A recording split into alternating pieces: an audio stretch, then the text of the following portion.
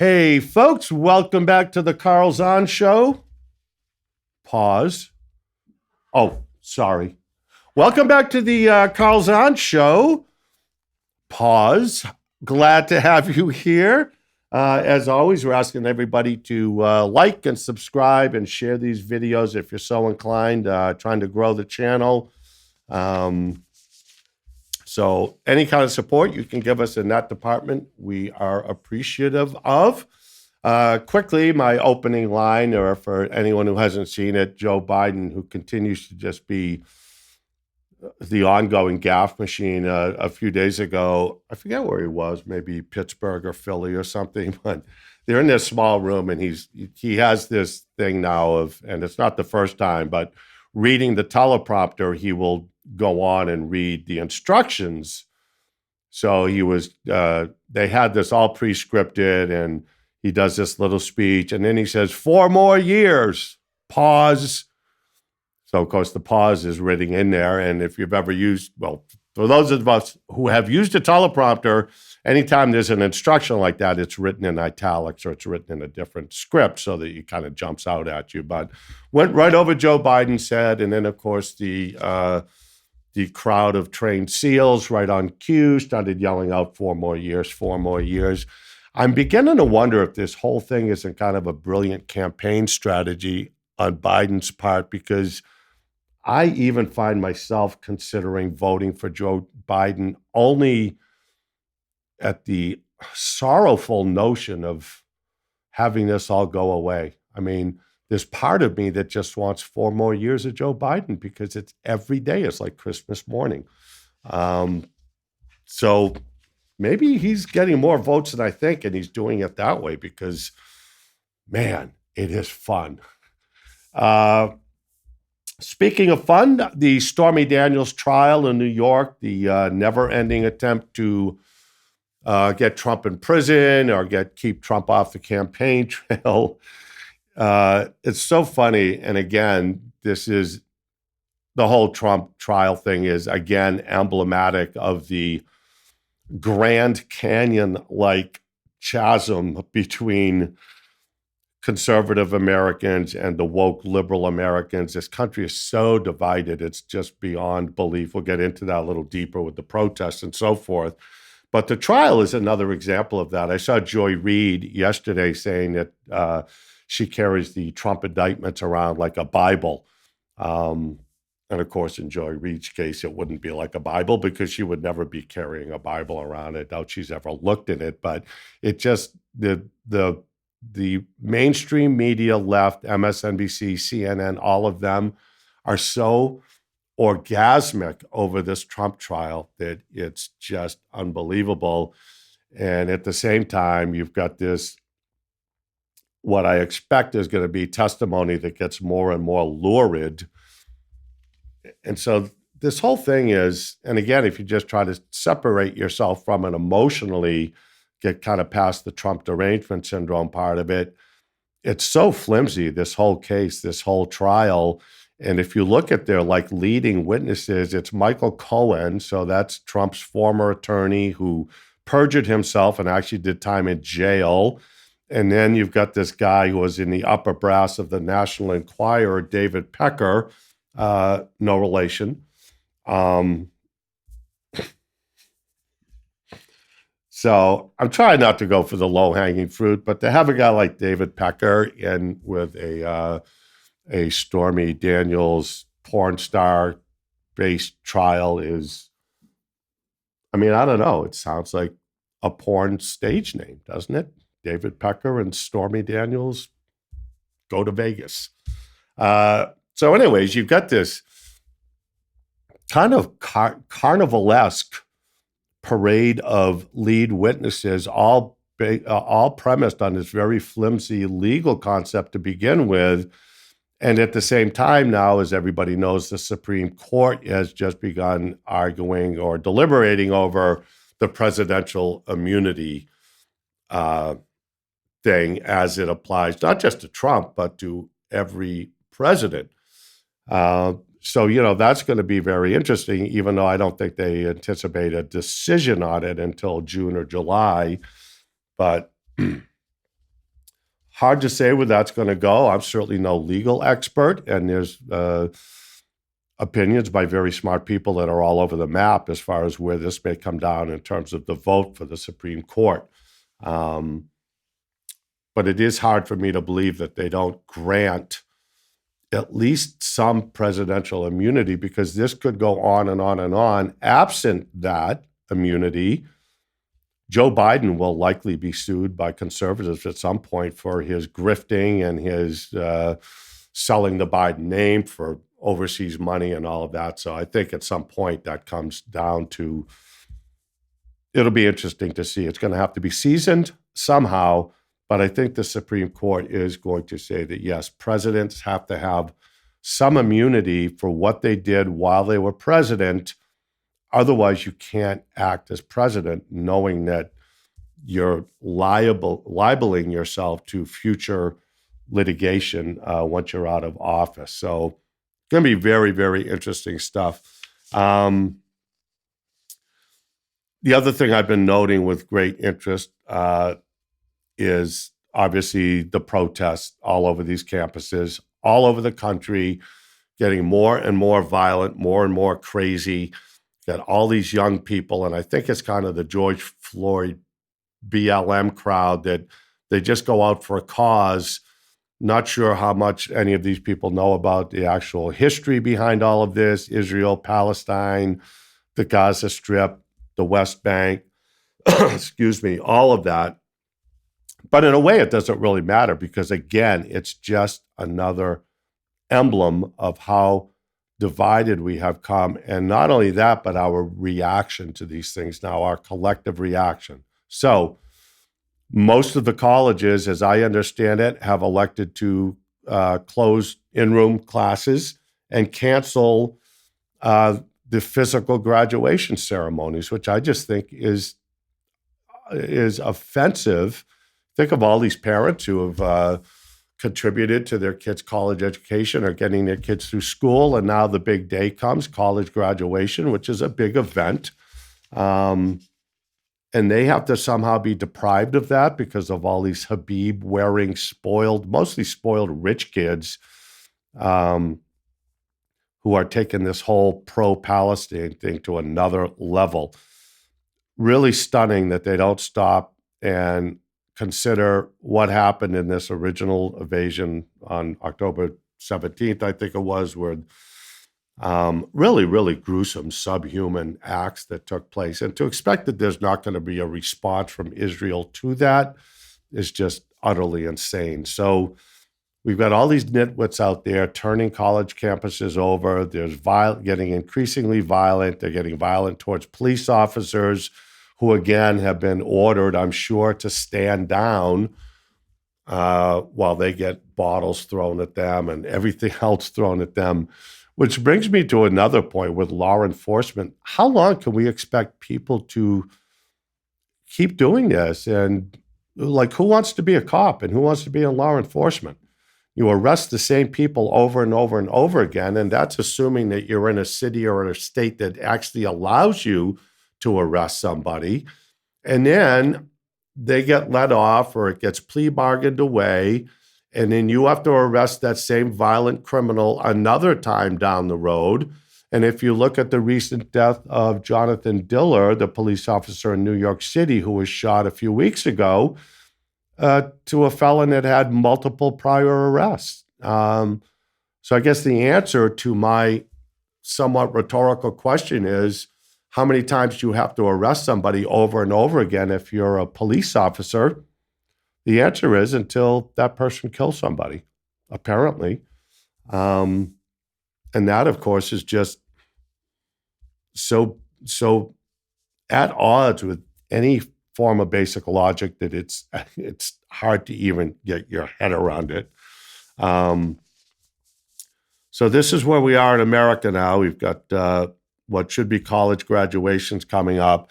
And I wonder how many of these young people out there protesting that are actually students, I wonder how many of them have college loans that are being paid off now by taxpayers.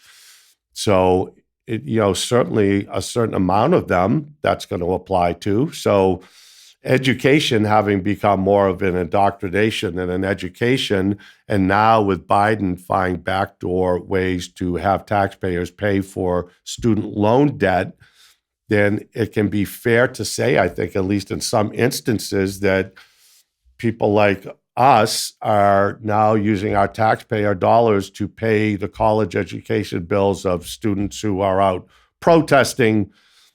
And so we have to pay for their education / indoctrination, and then we have to pay for the law enforcement to try to keep them subdued and somewhat in line every time a new cause comes out that they feel they have to go protest for. So I think even Rod Serling of Twilight Zone fame would he'd need at least 2 Paul Malls to do the intro for this Twilight Zone episode. And talk about entering another dimension. We've not only entered it, we are knee deep in it. Absolutely stunning watching what's going on.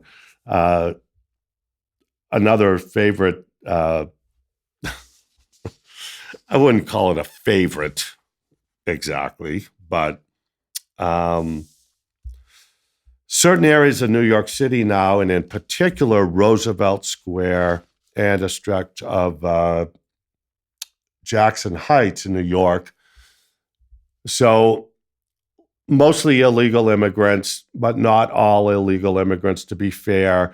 But since we have, for at least ostensibly in the major cities, have said that shoplifting is now legal, anything under $1,000, and so you're not going to be prosecuted. The people at the stores don't even generally make an attempt. You just walk in, you load up, you walk out. So what's happening now in Jackson Heights and Roosevelt Square, and those are not the only places. So these criminals are literally, and this is without exaggeration, they're literally stealing stuff from a Walgreens or a Home Depot, taking those stolen goods and laying them out on blankets on the sidewalk in front of the store that they stole them from, and selling them as hot merchandise at a reduced value right in front of the store that you robbed from. And they have lookouts on certain corners. So if they see police coming, they have this stuff in blankets. They fold up the blanket, they throw it in the van, they do whatever, and they hide themselves or hustle it away. And to be fair, there has been some police intervention with these things, and you've seen them taking the stolen goods and the police taking them away. But you just wonder, going back to logic and common sense, first of all, what would you expect any different when you tell that, okay, shoplifting is legal now, anything under $1,000. But then the notion that you can just set up your flea market table in front of the very store you stole it from and sell it at a reduced clip. I'm wondering if we don't need a band of alternative thieves now to steal the stolen stuff and then sell it at a further reduced rate on the opposite sidewalk. It's kind of a new economic model that I call capitalism. I don't know. It's a little twist on capitalism. The funny thing is, if you did that, and if you were, depending on your skin color, your social standing and demographics of where your alternative gang came from, you would be thrown in jail immediately on the other side of the street for selling the stolen goods. So it's just mind-bending where we have come to here. And again, you wonder, like, how far does it have to go? How crazy does it have to get before somebody steps in? And I think the rhetorical answer to that right now, as far as I can tell, it's going to get worse in these cities that allow it to. If you contrast that to Florida, where they have Governor DeSantis, who is, whether you like him or not, he's a pretty no-nonsense guy. Once they kind of get their head around an issue down there, he does not waste any time going after it. They took on Disney with all of that stuff. And now they've either proposed or passing legislation for certain social media apps for young children that you're going to have to be 16 or 18 minimum age to have some of these apps, which we all know now without beyond dispute are damaging our children, damaging the culture.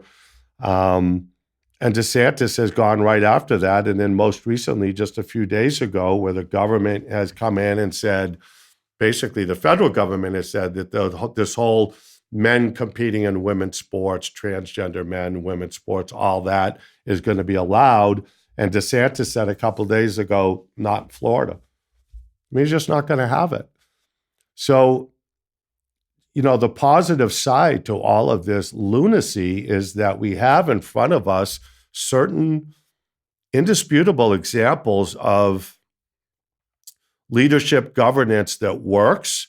And DeSantis in Florida was the same way during the BLM riots, the George Floyd riots, tearing down statues, stuff like that. It was really just a very aggressive approach. And I don't even know if I'd call it aggressive, a common sense approach that just says, that's not going to happen here. It's not going to happen here. We're not going to allow it to happen. And it didn't happen. They didn't tolerate it, and it didn't happen. And this, again, goes back to my common theme in a lot of the shows here where I'm saying, I think this is where the country's going to go here. Absent a civil war, people are going to filter off to like-minded communities, states, and governments. A fascinating aspect to me of what's happening in New York with the crime and the stealing. And by the way, once these stores close down, when they finally close down because we're not in business to give stuff away, once they close down, they're almost routinely accused of being racist. So Walgreens closes in a certain neighborhood, you're racist. You don't want to be in this community because of the overwhelming skin color. And of course, the reality is they don't want to be in a community where they can't do business, which is, procuring, displaying, and selling goods at a profit. So again, all this flying in the face of logic, just common sense. Again, it's not a party thing for me. It doesn't really matter where you are. It gives an expected result. And I'm just always surprised that people are so surprised by the result. And it made me think about where we live here in New Hampshire and kind of how fortunate we are, because I can go to my local drugstore and grab shampoo and toothpaste and anything else I want right off the shelf. It's not locked up. It's not behind plexiglass. It's not under lock and key.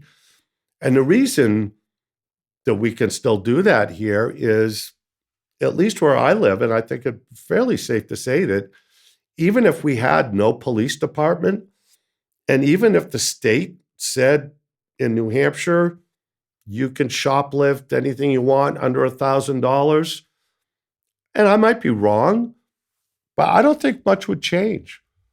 Because what tethers us here is a commonality, a common base level of decency where people, most people were raised and understand that you don't steal.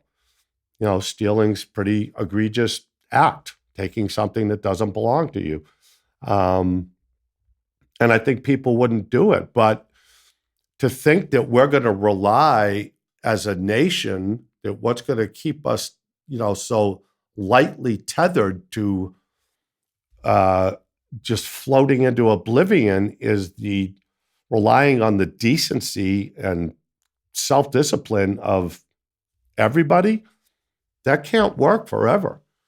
Because I think at some point people get a little tired of it and they say, well, why should I be paying for my stuff when I go to Walgreens or Rite Aid? How come I can't just steal a bunch of stuff and sell it on the sidewalk right in front of the store that I stole it from with no consequence and no repercussion? I honestly think at some point that this all begins to nibble away at the decent people who get kind of tired of being taken as rubes and saying, geez, I kind of play by the rules and I go along and I kind of do it the right way, but mostly of my own accord. It's not even because I'm worried about getting arrested or thrown in jail. It's just certain things I'm not going to do. I'm not going to steal toothpaste from my local Walgreens or drugstore. So, but that's a really light tether to normalcy. And you have to think that at some point that begins to weather away. There's so much stuff, and it isn't always, because you tend to talk about stuff nationally happening all over the place, but it isn't always. Right nearby where I live here in New Hampshire, in a little town called Goffstown, there's a guy that owns a barbershop, Alpha's Barbershop. Owner's name is Chris Prunier. Been there for years doing business. He got into some kind of a brouhaha with a customer that wanted him to fly an LGBTQ flag in front of his barbershop. And he did not want to do that because he felt like it might lead to negative repercussions for the majority of his customer base. And really, pretty reasonable guy by everything I read here. And this person ended up calling the police. So they hung the flag on a building next to him, which he didn't own, but ostensibly could be confused as him flying it. And so the police got involved and it became a news story.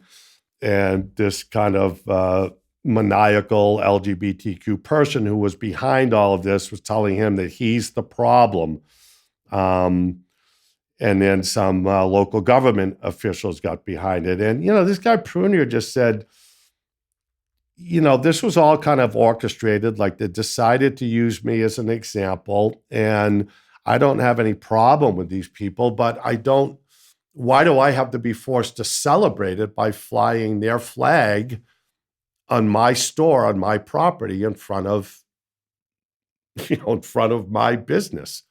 And this goes back to what I talked about a few weeks ago in the show, where I think most people, adults especially, I don't care if you're LGBTQ or whatever that entails. I don't care who you love as an adult. All I owe you, however, is my complete and utter indifference to your adult lifestyle. And that's all I expect from you for mine. I'm not asking you to fly a heterosexual flag in front of your business or have a parade celebrating heterosexual people or whatever. It's just all so childish that is just, it's got to a point where it's just so absurd.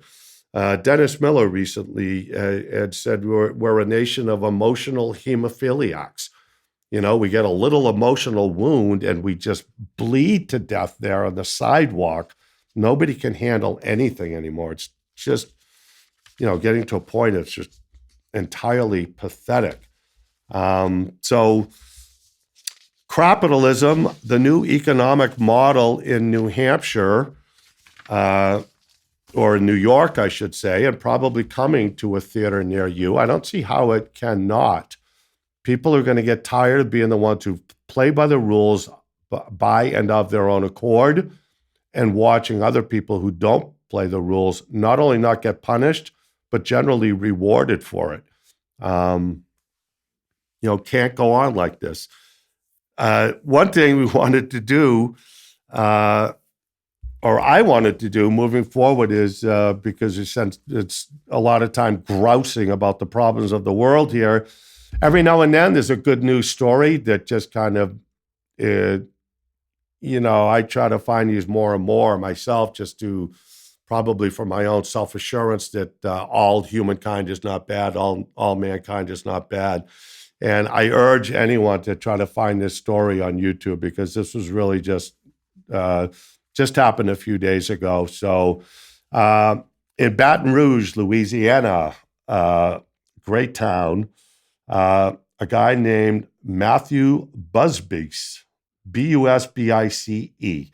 Matt and his brother Ryan are owners of a company called Wild Game Innovation, so kind of a wilderness hunting type thing. So sometime last week, this young guy, Matthew, not young, he's probably 30, 40 years old, successful guy. They had a fire alarm in his apartment building. So he said, I had to get out fast, so I kind of threw on like some sweatpants, shorts, and some rubber boots, and he threw on a dirty hat, and he got out of the building. And then he thought to himself, I'm going to go across the street to my favorite coffee shop while I'm waiting to see if this fire alarm is real or what's going on. So he went across the street, and this is all caught on security camera. So he walks into this coffee shop, gets himself a cup of coffee, and then I guess one of his morning routines is he'll kind of go outside and he finds a quiet space somewhere and he just spends 4 or 5 minutes kind of meditating or, as he said, in prayer. So again, this is all caught on the camera.